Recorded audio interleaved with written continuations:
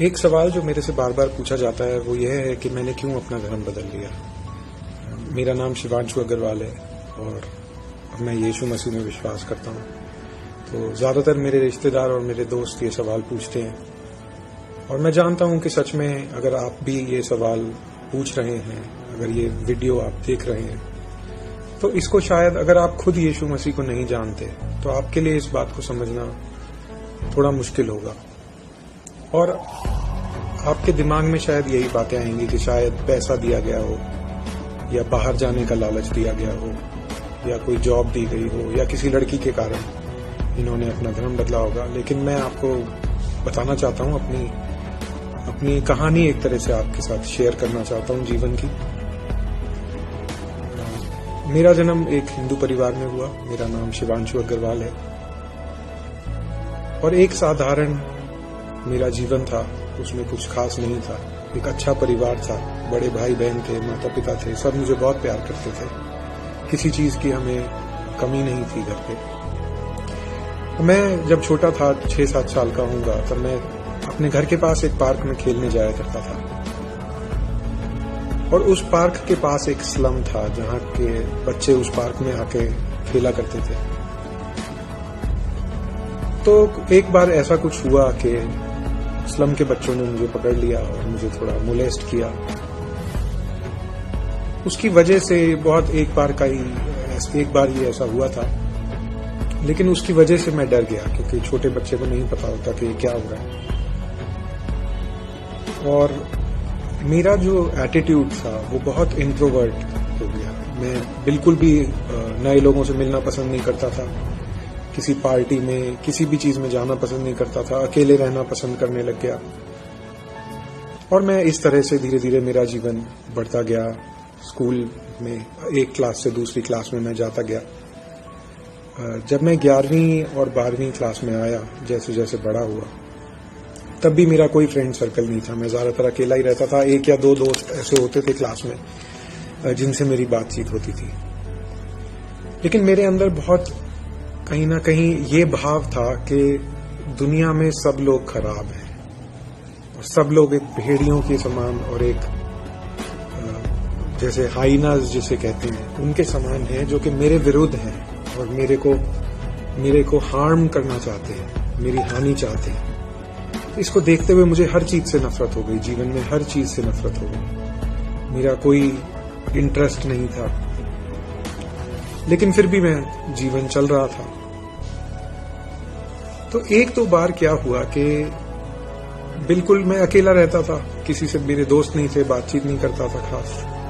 तो एक बार ऐसा हुआ कि कोई ग्रुप था लड़कों का और उन्होंने मेरे को बुलाया और बिना बात के मेरे साथ मारपीट करी। ये मेरे स्कूल की बात है। इस टाइम मैं 11th या 12th में था, तो काफी बड़ा था। ये जब मेरे साथ किस्सा हो गया तो मैं घर गया और घर के पास एक मेरा दोस्त था, उससे मैंने ये शेयर किया। तो वो जो दोस्त था वो अखाड़े में जाता था, एक्सरसाइज वहां पे करता था। उसने मुझे बताया कि ऐसे कोई तुम्हारे साथ नहीं कर सकता, तुम हमें दिखाओ, हम सब जाएंगे और उसको डराएंगे, धमकाएंगे।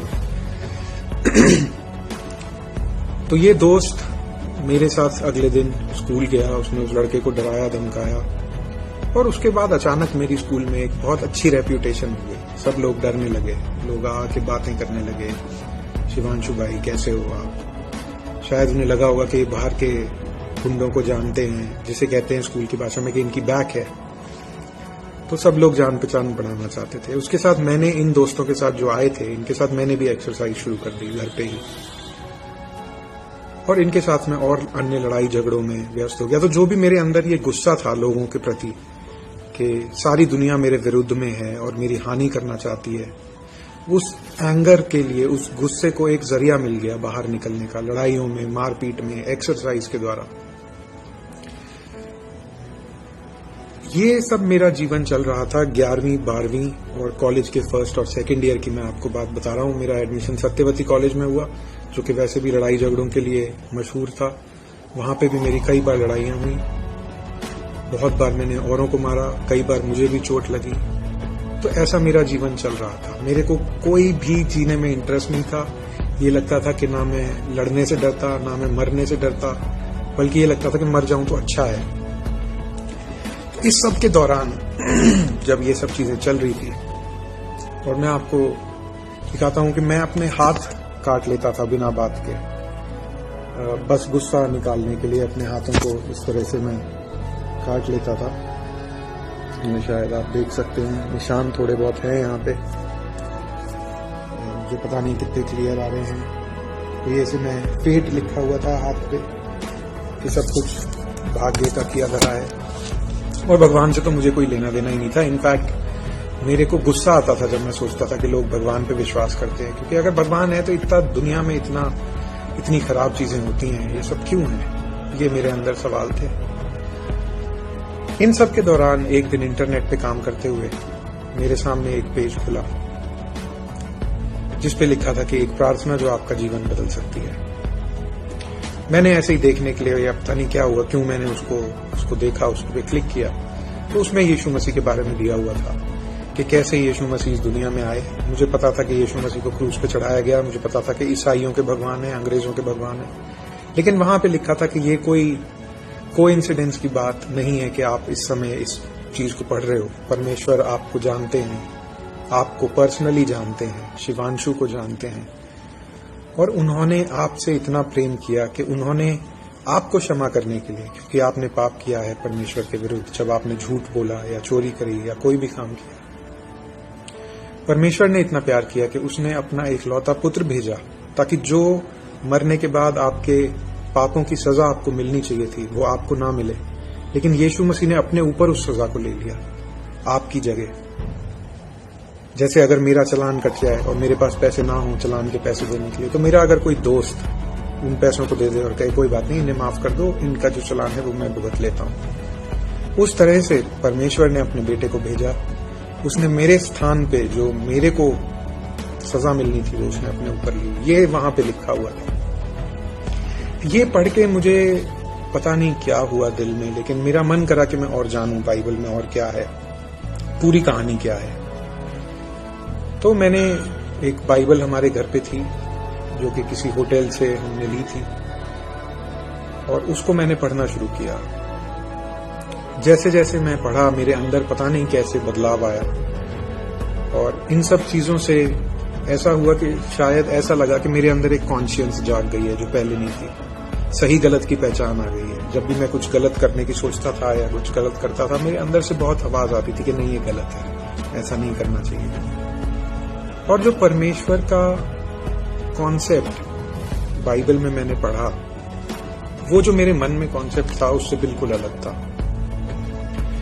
मेरे मन में ये था कि परमेश्वर तो बहुत दूर है, उसको हमें अपीज करना पड़ता है। अपीज का मतलब ये कि जैसे अगर आपने नई गाड़ी ली है और आप अपनी गाड़ी मंदिर नहीं ले गए तो उस गाड़ी का एक्सीडेंट हो जाएगा। या बच्चे हैं छोटे, अगर उनको आप बार बार पूजा नहीं करोगे, उनके लिए और सब नहीं करोगे, अपीज नहीं करोगे भगवानों को, तो वो उसका बुरा कर देंगे, उसको बीमार कर देंगे या चोट लगा देंगे, या शनि नाराज हो गए तो बच्चों को चोट लग जाएगी। इस तरह के मेरे मन में विचार थे भगवान के लिए। भगवान का कभी भी ये नहीं था कि भगवान मुझसे प्यार करते हैं या मेरे लिए कुछ करेंगे।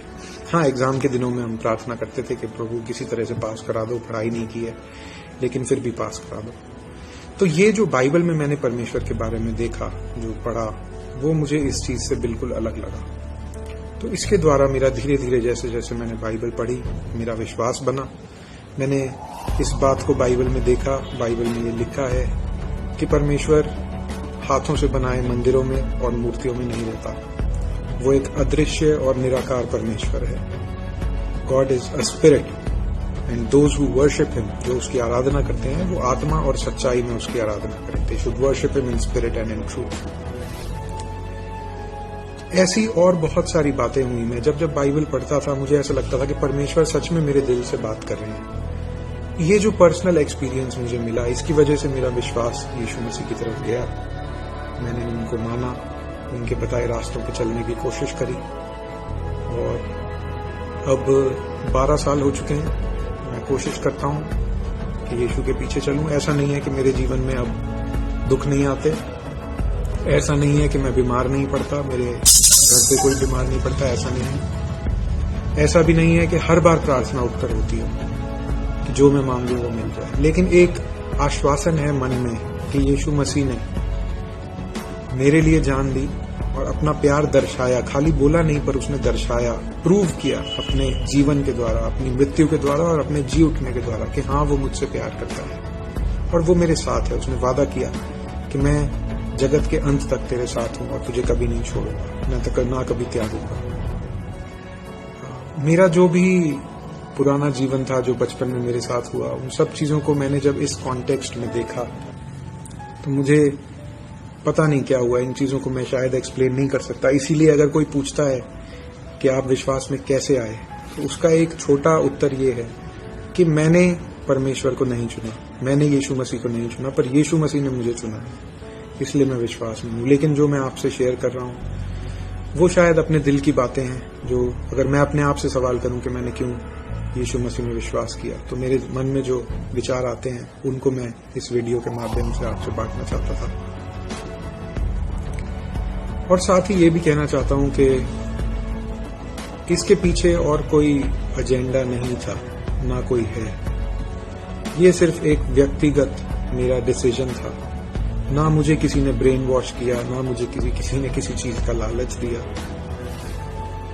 बल्कि विश्वास करने के बहुत समय बाद मैं क्रिश्चियन लोगों के संपर्क में आया। चर्च में 3 साल बाद गया बाइबल पढ़ने के और यीशु मसीह में विश्वास करने के।